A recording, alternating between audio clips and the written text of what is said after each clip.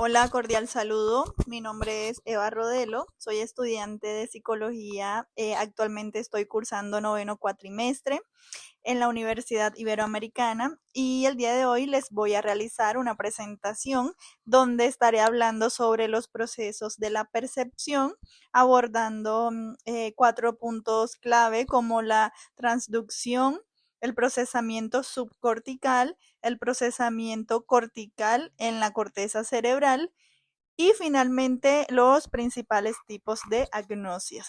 Así que esta presentación forma parte de la segunda actividad de la materia de neurociencia cognitiva y tiene como propósito explicar cómo el cerebro transforma la información del entorno en experiencias significativas. Así que comencemos. La transducción es el proceso mediante el cual los receptores sensoriales convierten la energía del entorno, como la luz, el sonido, la presión, en señales eléctricas que el sistema nervioso puede interpretar. Cada tipo de receptor está especializado para responder únicamente a un tipo de estímulo, por lo que la retina reacciona a la luz, las células ciliadas del oído a las vibraciones, y los receptores de la piel a la presión o a la temperatura. Cuando un estímulo llega, este modifica la permeabilidad de la membrana del receptor y genera un cambio eléctrico llamado potencial receptor, que puede ser una despolarización o en casos como los fotorreceptores, una hiperpolarización. Si el receptor es una neurona, ese cambio puede alcanzar el umbral y desencadenar un potencial de acción. Si es una célula especializada no neuronal, este cambio influye en la neurona sensorial conectada, permitiendo que la información continúe su recorrido hacia el sistema nervioso central. En términos simples, la transducción es la traducción de la energía física del entorno que nos rodea en señales neuronales y sin este paso inicial no podríamos percibir absolutamente nada. Vamos a poner un ejemplo. Imaginemos que tocamos una estufa caliente. La temperatura elevada activa los receptores térmicos de nuestra piel y ese calor modifica eléctricamente la membrana de esos receptores generando un potencial receptor. Ese cambio eléctrico viaja inmediatamente por las neuronas sensoriales hacia nuestra médula espinal y luego al cerebro, donde finalmente se interpreta como calor intenso o incluso dolor. Todo esto ocurre en milésimas de segundo, pero comienza con la transducción, que es el momento en el que el calor, que es energía física, se convierte en una señal eléctrica que el sistema nervioso puede entender. El procesamiento subcortical es la etapa en la que la información sensorial ya convertida en señales eléctricas viajan por distintas estructuras profundas del sistema nervioso antes de llegar a la corteza cerebral. Estas estructuras funcionan como una especie de estación de análisis donde la información no solo pasa, sino que se filtra, se organiza, se clasifica y se prioriza. El tálamo es la principal estación para casi todos los sentidos: visión, audición, tacto y gusto, ya que recibe la señal y la envía al área cortical correspondiente. Esto es después de haber hecho un filtro que ayuda a decidir qué información es más relevante. Cada sentido sigue su propia ruta. Lo táctil viaja por la médula y el bulbo antes del tálamo, lo visual llega al núcleo geniculado lateral, lo auditivo pasa por varios núcleos auditivos hasta llegar al núcleo geniculado medial y el gusto llega primero al núcleo del tracto solitario. La única excepción es el olfato, que este va directo a la corteza sin pasar primero por el tálamo. Este procesamiento subcortical es crucial porque permite que el cerebro reciba señales ya preparadas, reduciendo ruido, integrando información y asegurando que lo más importante llegue primero a la corteza para su interpretación consciente.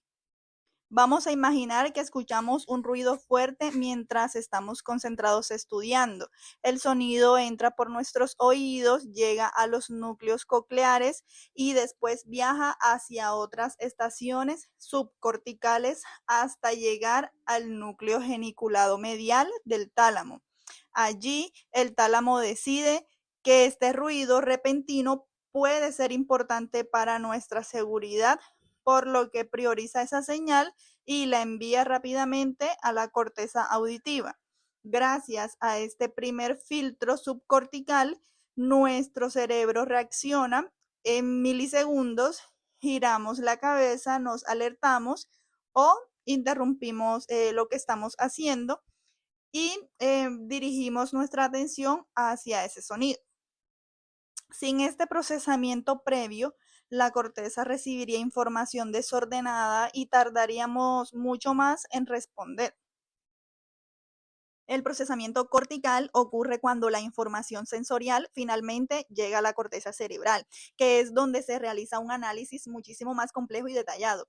Recordemos que cada sentido tiene una corteza primaria especializada que organiza la información siguiendo mapas precisos. En el tacto, el cuerpo se representa de forma somatópica y asignando más espacio a zonas con mayor sensibilidad, como los labios o los dedos. En la visión, la corteza primaria mantiene un mapa retinotópico que refleja la posición de los estímulos en la retina.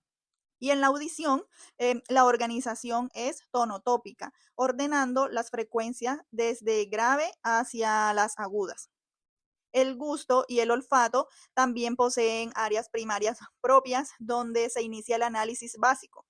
Sin embargo, la percepción completa no ocurre en estas áreas primarias, sino cuando la información pasa a las áreas de asociación, que es donde el cerebro integra varios sentidos, compara lo que llega con recuerdos, experiencias previas y contexto. Y es allí donde realmente se construye el significado final de lo que percibimos. Además, la corteza es plástica. Sus mapas sensoriales pueden expandirse, reducirse o incluso reorganizarse según el uso, el aprendizaje o una lesión, permitiendo así que el cerebro se adapte y se optimice en cuanto a su funcionamiento de manera continua. Vamos a poner un ejemplo. Pensemos en cuando reconocemos el rostro de una persona conocida. Primero, la información visual entra por los ojos, se procesa en la retina y luego viaja por vías subcorticales hasta llegar a la corteza visual primaria, que es donde la imagen se organiza punto por punto, manteniendo el mapa retinotópico. Pero en la corteza visual primaria solo hay líneas, bordes y contrastes básicos. La percepción real ocurre es cuando esa información pasa a áreas visuales de asociación, como la corteza visual secundaria, áreas especializadas en color y formas complejas y especialmente la región fusiforme, que es donde el cerebro integra todos esos detalles, compara el patrón de la cara con recuerdos almacenados y concluye, ah, ok, es mi amiga y me está sonriendo. Entonces, así pasa. Entonces, todo este reconocimiento depende del procesamiento cortical y de la capacidad de la corteza para organizar e integrar información compleja. Sin esta etapa final, veríamos formas y colores, pero no podríamos identificar nada. Por otro lado, las agnosias son alteraciones en la capacidad para reconocer y dar significado a estímulos que recibimos correctamente con los sentidos. Esto ocurre debido a lesiones en las áreas de asociación del cerebro, que son las encargadas de integrar la información sensorial y conectarla con la memoria. Esto significa que la persona ve, oye, toca u olfatea bien, pero no logra identificar lo que está percibiendo porque la falla no está como tal en los sentidos, sino en el procesamiento cerebral que otorga significado.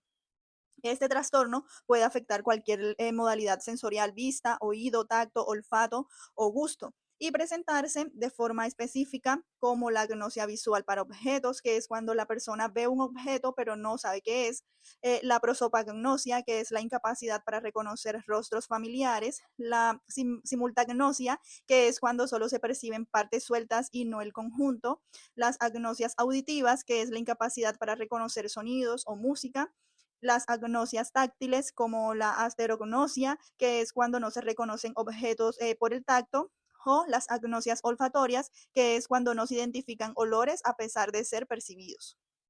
En estos casos, la agnosia se diagnostica cuando la persona previamente ya reconocía estos estímulos. mantiene su atención, su conciencia, sus sentidos y sus capacidades básicas conservadas, pero deja de poder atribuir significado por una lesión en áreas asociativas, occipitales, temporales o parietales, o por desconexiones entre regiones cerebrales. Por eso, las agnosias no son problemas sensoriales, sino fallas de integración y reconocimiento donde la percepción está intacta, pero la comprensión está alterada. Vamos a poner un ejemplo.